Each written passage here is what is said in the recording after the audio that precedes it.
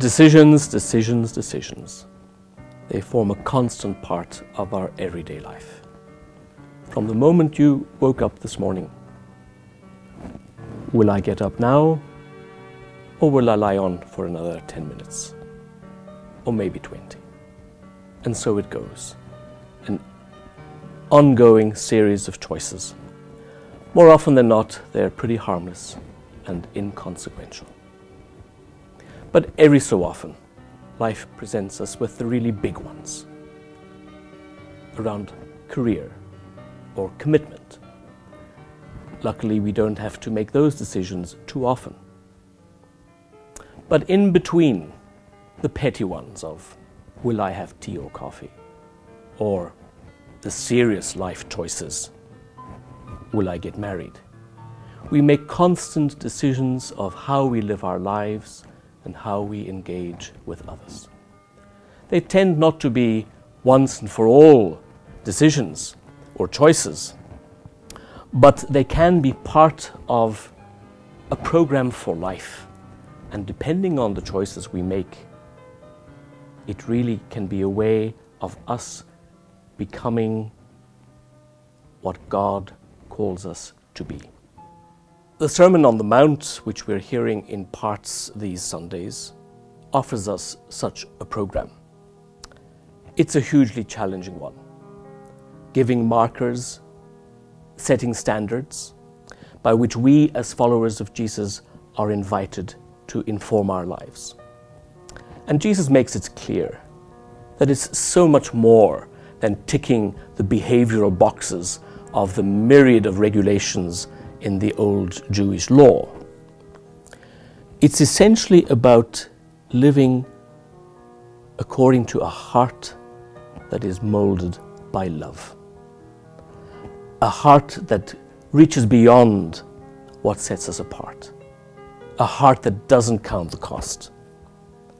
So Jesus presents us with a groundbreaking vision that invites us into life-giving relationships. It's a vision that costs. A vision that turns the ways of the world, as we like to call them, upside down. But it's a vision that has the power to transform not only us and the people around us, but indeed the world.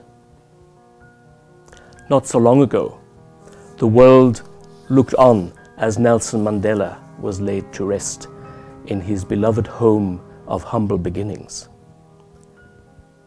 How did he manage to capture the attention and the admiration of so many across the globe? I believe it's partly because he could see beyond the history of hurt. That he could see beyond any sense of bitterness or resentment for which he had such justifiable grounds.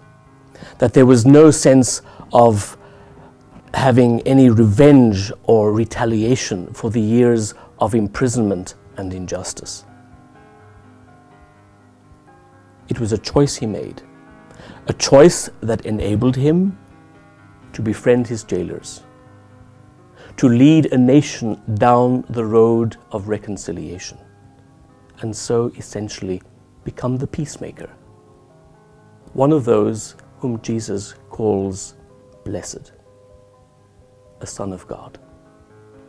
Not many of us are called to greatness on the world stage, but we are all invited to live as children of God, to be great in our own way, our own place, our own time. To live a life of virtue that goes beyond skin-deep compliance. To live a radical way of life that goes beyond the minimum requirements and colors our relationships with a love so generous so as to make a difference and so as to make the dream of God come true.